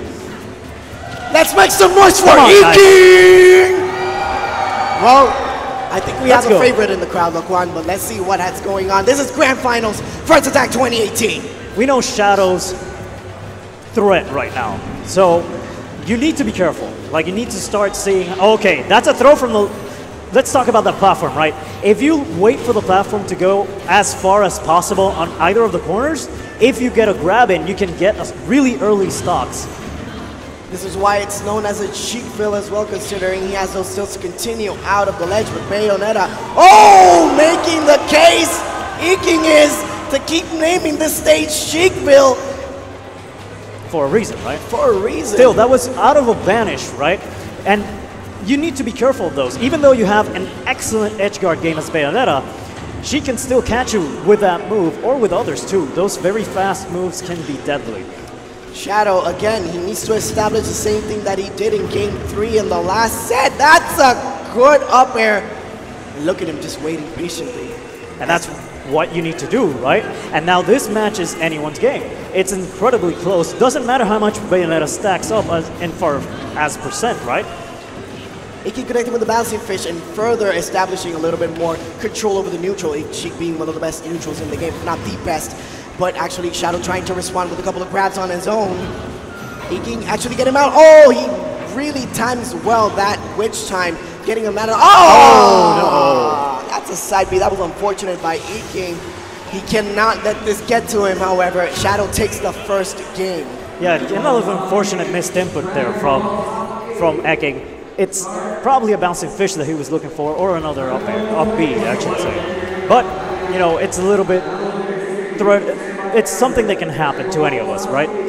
However, I want to say how Eking was looking for those stage spikes, I should say, earlier. I don't know if you've noticed that he was going pretty much out there and going deep, trying to look for those aerials that can secure kills very early, instead of relying on the match going as far as possible in terms of time. We see Game 2 starting off a little bit like Game 1 did. It was, once again, it was unfortunate, but we see Shadow actually adapting, using a lot more wedge time this time around. He does not like to get hit by that cheek. Platform actually helping Eking a little bit there, right? Because he wasn't able to keep the combo chain going and setting up for that ladder. Yeah, we see Eking going for a lot more bouncing phase this time around, being a lot more aggressive. The Shadow going for that witch twist one more time. That faithful friend of his, edge guarding with the Nair. Eking safely recovers on stage, but actually Shadow gets to punish it, so that wasn't quite safe to him. Trying to go for that up smash, not quite connecting it either. Again, Bayonetta having those different options to get back on stage safely, and that movement, that Eking was relying a little bit on that read, right? On an air dodge or a landing move, like the down air. But Bayonetta, of course, not giving him that. Shadow using another witch time again on the corner. We see if Eking can actually find that adaptability, so he makes sure that he waits for that so he can punish accordingly. This is 120 to 103%. This is a pretty even game so far, Guang. You need to be careful. What? Ooh, okay. Good bat within. Yeah, no. That's a back air. Good DI though, surviving. That's good DI. Couple of jabs going for that back throw. Interesting, throwing him back into the stage. What do you think he went for that option? Well, again, he wants to further establish the dominance on stage. That was the thing that actually won him the last set that these two gamers played. And oh, that's an up air. That's a stock. by Shadow. Inking looking a little bit shaky in regards to what he has to do, but let's see how he actually can come back from this. And here, another use of the platform, right? Another kind of like landing option, right? Or recovery option, I should say. So you can vary that here in this stage like Smashville. It can kind of do a lot of different strategies, and that might be one of the reasons that players really like to go on this stage. Shadow also connecting with a couple of witch twist combos as well, getting Inking up to 54%. Let's see if Inking can actually take a stock quickly. This might be trouble for him. Trying to go for that forward smash as well. That's a dash attack, that's a kill. Right, we saw Shadow trying to go for that witch time on the ledge, but his head is a little bit above it, right, when you're looking for that situation. So if you're able to bait it out, you're going to secure a stock like with that dash attack. And we were seeing before that Inking was punishing him going downwards on the SDI, but Shadow is actually also reading that Inking is going to SDI downwards, so now he's punishing accordingly. That's why we see the adaptability from Shadow, how it's not so easy for Inking this time around. That weight, we saw how much work it did before. That patience is what is going to make differences in this matchup, right? Especially as we saw, Eking had a little bit of difficulty getting the stock before. That's a certain percent range that she kind of like has a little bit of more arthritis in melee, right? Yeah, so they're connecting from the Bayo, getting him on that platform. That's a stock right there. That's a 2-0 lead by Shadow. Looking like the last set, but backwards. Shadow 2-0, Inking, how are you going to respond? This is a potential reset scenario, right? We were talking about how Shadow is one of those players that can adapt really well with just a little bit of little matches coming in, right? And Eking, I would say that it's the difficulty in securing kills this set, right? What do you think he has to do differently now as we move into this third game? I think Inking needs to play a lot more safer, and remember that Sheik has one of the best projectiles in the game as well. He needs to rack up a little bit more percentage and make sure that he mixes up this SDI this time around. He was seeing actually that Shadow was not reading SDI downward, but now we see Shadow reading his SDI correctly this time around. This is why Shadow is one of the best players, not only in Texas or in Puerto Rico, but actually in the world. Back air connecting. This is 71% on Inking. Shadow taking a solid lead, but Inking connecting with a couple of jabs and pummels as well. Needle usage can actually be a little bit good, right now, because again, he's been having a little bit of difficulty securing kills. And okay, that's an unfortunate SD by Shadow, and Inking, well, we take those. Trying to connect with a forward smash, and Inking retaliates with a bouncing fish. See, we see now the use of needles that I mentioned before, that he's actually trying to rack up a little bit more damage. That's an up smash right there. That could be the stock. That probably is. Like we said, doesn't matter how behind a Bayonetta player is, that character has the tools to bring it back from any situation. A couple of jabs by Inking, getting Shadow off stage, using Witch Time to actually make sure that Inking does not recover safely. Inking grabbing him again, using another jab. That might have been a misinput, but Inking does not. Oh, that's a forward smash, and the crowd pumps him up. We do not want to see Bayonetta taking this tournament, Laquan. That's well, you know, we've been seeing a lot of Bayonettas. My apologies, I'm kind of biased towards Bayo. Yeah, you're a little bit biased right now. Just a little bit, just a little bit. But I do recognize that Shadow PR is one of the best players in Smash 4 right now, especially from our scene, being a homegrown talent, moving to the States, obviously. And Bayonetta is really good, but let's see if Inking can actually take another game this time around, going to Town and City. See, it's not Smashville anymore. Yeah, right now he has to go for the reverse 3-0, right? And he already got one of those games in, but the advantage that Bayonetta has is now he has counter pick advantage, right? Yeah, and he also connected with that bomb. That usually doesn't happen. But let's see what how Shadow responds. 49% to 26. It's not that bad so far. Connected with advantage. Bouncing fish. That's not going to kill just yet, but everybody was scared in the venue. No, that was excellent reaction. As soon as he saw that hit from the vanish come in, he knew he had enough time to go for that bouncing fish, right? And at that percent, it was actually very deadly. Witch twist by Shadow. That might be an upper. That's a stock. 89% to Bayo. This might be the reset, Laquan. Inking, charging up those needles. Oh, connecting with the tipper up smash. This is one stock to one stock. This could be a game 5 right now. Connecting with a couple of tilts. Shadow is up air. good nair to stay away from that pressure, right? Because Bayonetta could just keep him going from there. We see what's going to happen right now. Baiting out a witch time. Eking slowly but steadily, trying to rack up damage, but here comes Shadow as well. Up air, witch twist, side B, another witch twist, not quite gonna kill out off the top. Excellent SDI, because we saw this in the previous game. That weight made Shadow get the advantage, because even though he SDI'd, okay, let me get the weight and keep going with the ladder from there and secure the stock, or the reset in this situation if he actually got in it. And that bad win-in also being an MVP for this set as well. Protecting him from the corner. We see Eking with a couple of back airs getting the opportunity to edge guard Shadow, but Shadow safely recovers. That's a back air, not quite gonna kill, that's an air. That's gonna do it though. And we see the reset from Shadow PR. This is not over. Let's see how Eking responds. So we have the potential final 5 games, right? Depending on how things go. I think Eking's going to stay Sheik throughout, right? He's been using that character throughout the tournament. He hasn't actually switched.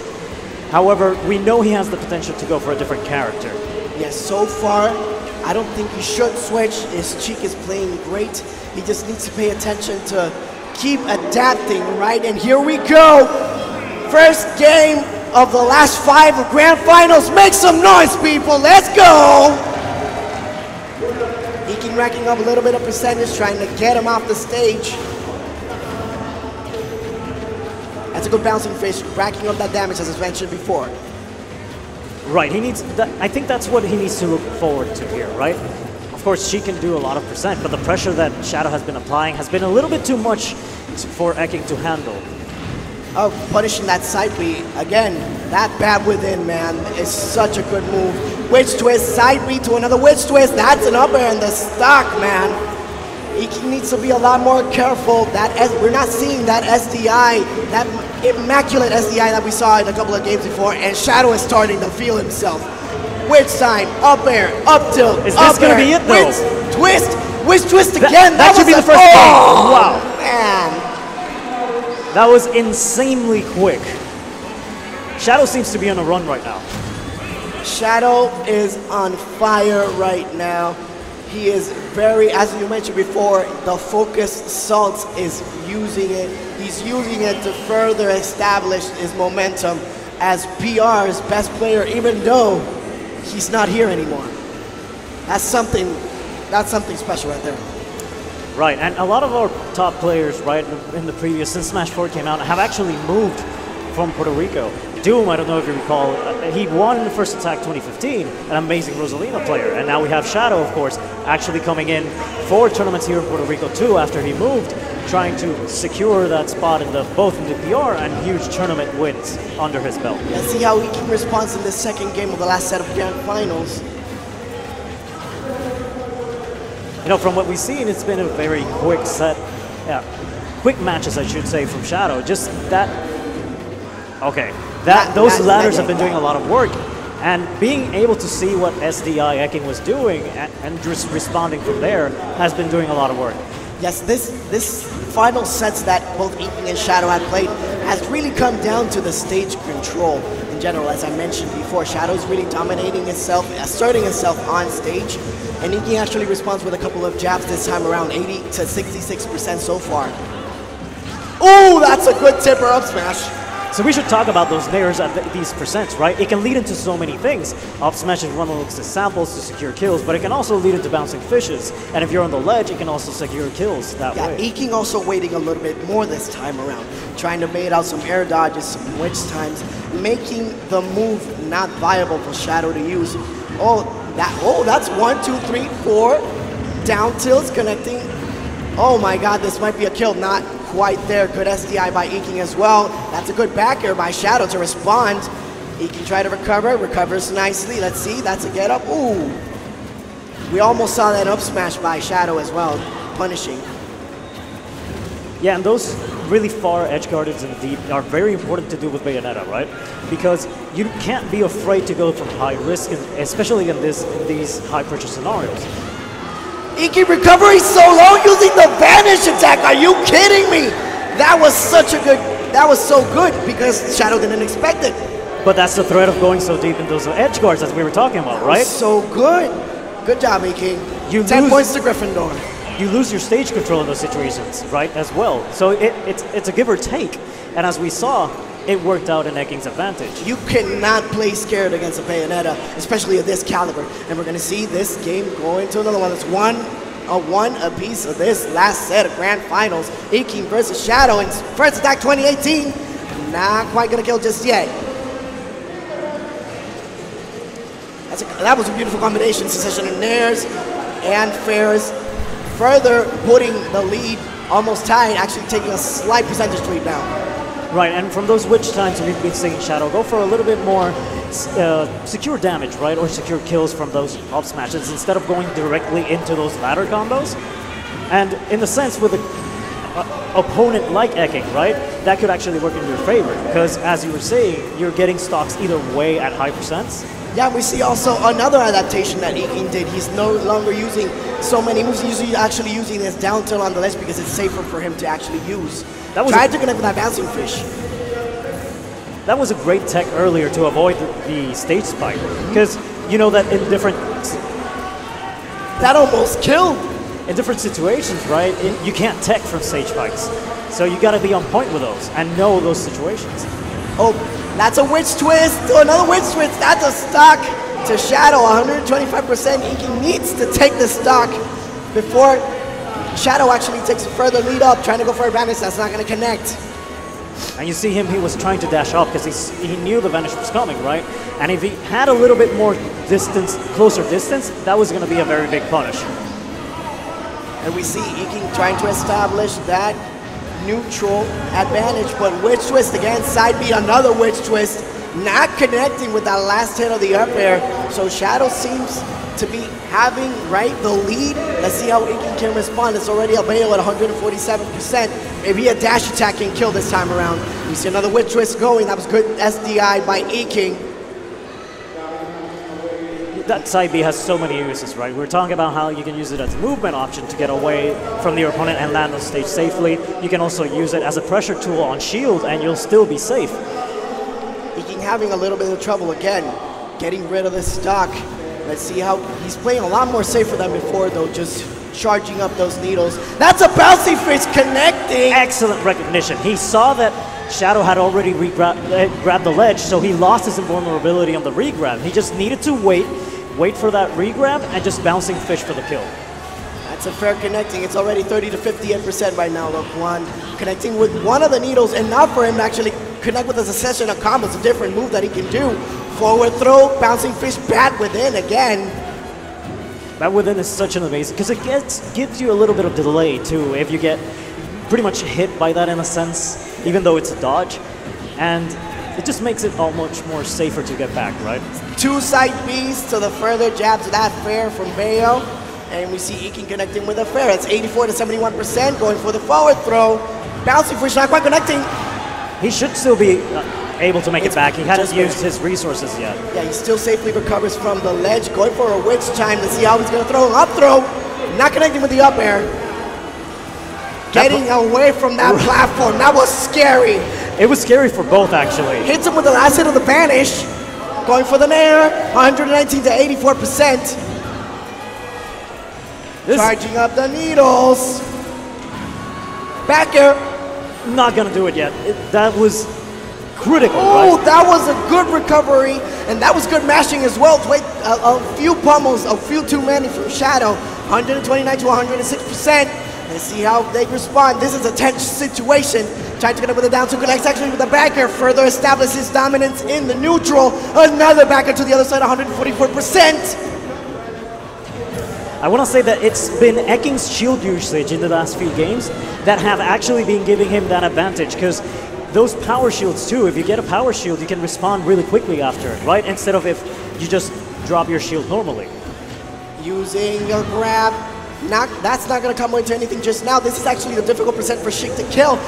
King has to be careful not to get covered when another one of those out airs or back airs, but King connects with one of the back airs of his own. This is 172% on Shadow.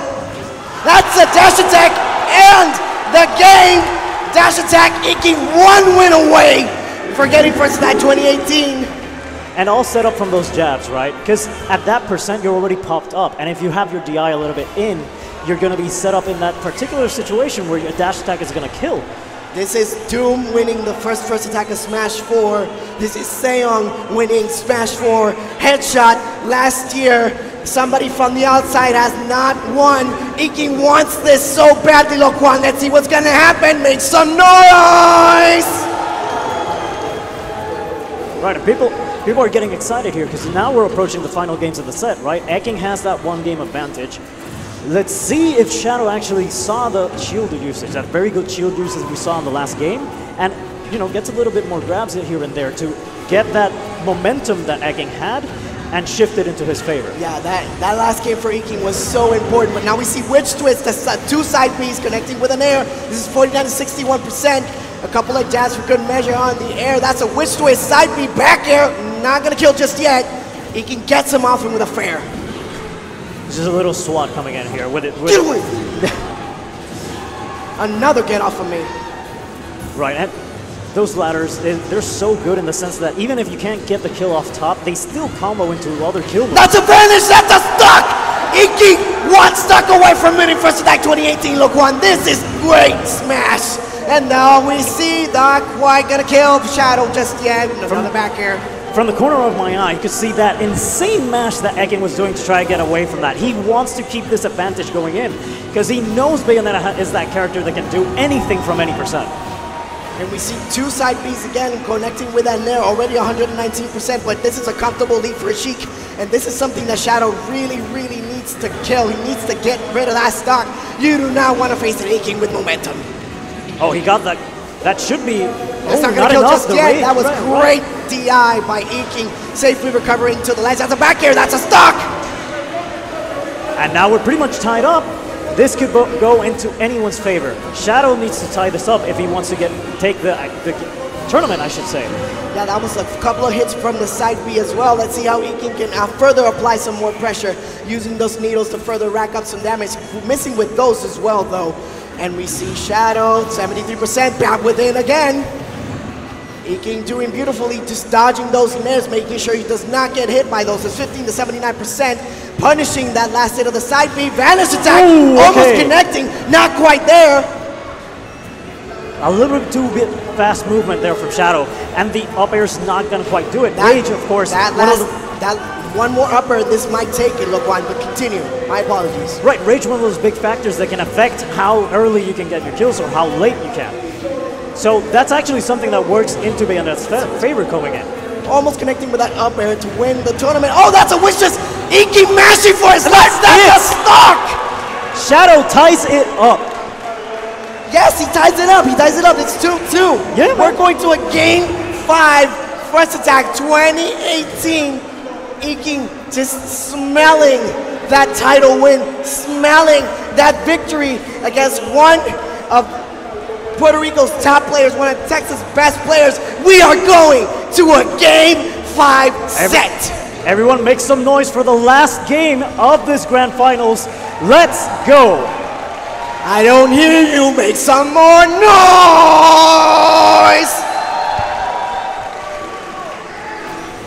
Right, Town and City again, a stage that's, you were saying it's good for both characters. Obviously Bayonetta having a little bit more advantage there because those ladder combos can kill from any percent.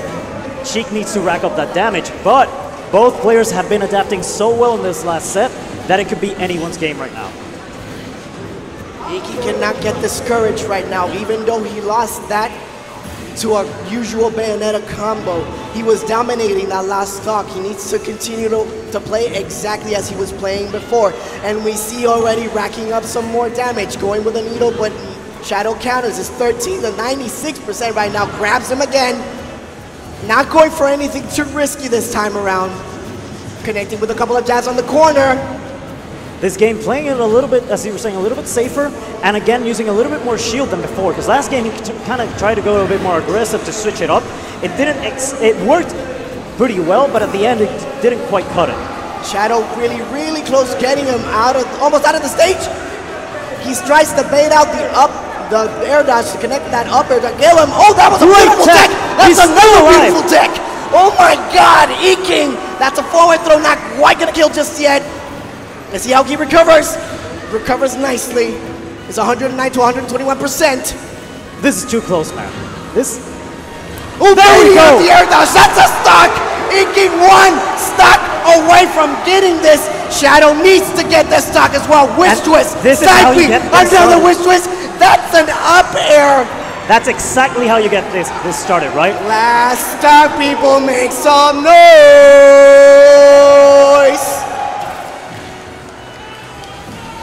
This has been a great tournament. No, this has been all top 8 has been amazing, and this grand final set though has been so back and forth.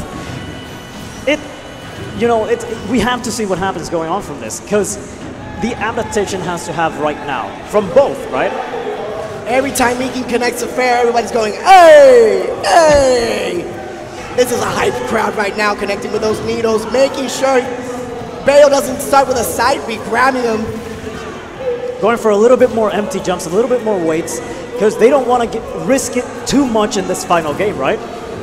Needles pursuing, connecting with another fair, 76 to 39%. But we saw how Shadow racked up the damage in that first stock. And now we see Iking further establishing dominance. That's an up air wish twist. Side B, another wish twist. That's up air, and that's the game. Shadow PR, and they hug it out, winning. Shadow, first attack, Shadow, 2018. He already has the trophy in his hand. It was right next to him. He's like, I got this. Let's go. We're done. For other players that are going to play in the top 8, make sure you sit on the left side, because that's where you have the trophy. Give a round of applause for Inking Gaming's own Inking, though. This was a phenomenal set by these two players, and phenomenal sets by the top players in Puerto Rico as well. It was an excellent top 8, and this grand finals, as we were saying, has been so back and forth. And that final ladder combo from Bayonetta finally securing the kill for Shadow and the tournament, of course. So we should be having the award ceremony soon. And let me look at this again. It would be Shadow first place, Eking in second, and Shikan in third. So Shikan, as you were saying, having a great showing in this tournament, as well as many players. Mini, though, doing that fourth place placing. Yeah, he did a lot of grinding when he went to Super Smash Con, and he went to a couple of weeklies and tournaments outside, and he really improved as a player as well. A lot of people had an excellent showing. Shout out to E.T. Holmes guy for making it into top 16 as well. And we saw a lot of good players this time around, and this further excites me for Smash Ultimate, Loquan. A lot of good players this time around, but we'll get to see a lot more coming December 7th. So we see Mono here, one of the creators and organizers here of First Attack, and he's going to be giving our award ceremony. So he's going to have the top 3, I believe, come up on stage. And we have them right there right now, Loquan. These 3 players known as the top players right here for a very long time. Shadow, a couple of years back, not playing that much Smash 4, but as soon as he got to the States, he started grinding it out, and he's taking a lot of sets from a lot of good competitors, and we see Sat receiving that medal for that 3rd place. And Iking as well taking the second, a well-deserved 2nd place by right now the best player we have in Puerto Rico. Right, and again, that was a really good grand final set, as how both of the players adapted. Eking using a little bit more shield, than in the first set. That gave him so much more room to breathe, especially from those power shields and those weights to get in more damage. And those vanishes, though, doing a lot of work, especially when Shadow was trying to edgeguard. And now, of course, we have the congratulations for Shadow and his trophy here for that 1st place. I know for a fact all of these players wanted it, but this time around, Shadow must have wanted it just a little bit more. Shadow right now, the set count already is, well, they played a money match before Shadow took that one, and then we saw another one, so it's pretty close still. Shadow with a slight advantage, and they also get posters. $10 posters. Those posters look really sick. Look at that. Yo, they're sick. They have Akuma, Cell, and I believe Bayonetta? Yeah, Bayonetta so as well. Appropriate for Bayonetta to be in that poster. And Shadow PR taking that 1st place. Everybody giving them a round of applause. This was such a good top 8 here at First Attack 2018, San Juan, Puerto Rico. So let's give a final shout out to our sponsors here, because this has been an amazing tournament, right? So We have Duracell, Mountain Dew, Kickstart, Liberty, Banco Popular, and Puerto Rico Tourism, and AT&T. They all have their booths here, so if you have a chance, go check them out. You can also follow us on Twitter. Go at Loquan, me up at Chopper25. And if you want to know a little bit more of the Smash PR scene, you can also log into SmashPRnews.com for the latest news and events and tournaments in the competitive Smash Puerto Rico scene. Right, and that should be it for us. Stay tuned for the other top 8s on the amazing games we have in store. Dragon Ball, Street Fighter, of course. So, we're going to be heading out. Thank you all for watching. This is Loquan and Chopper signing off. See you guys.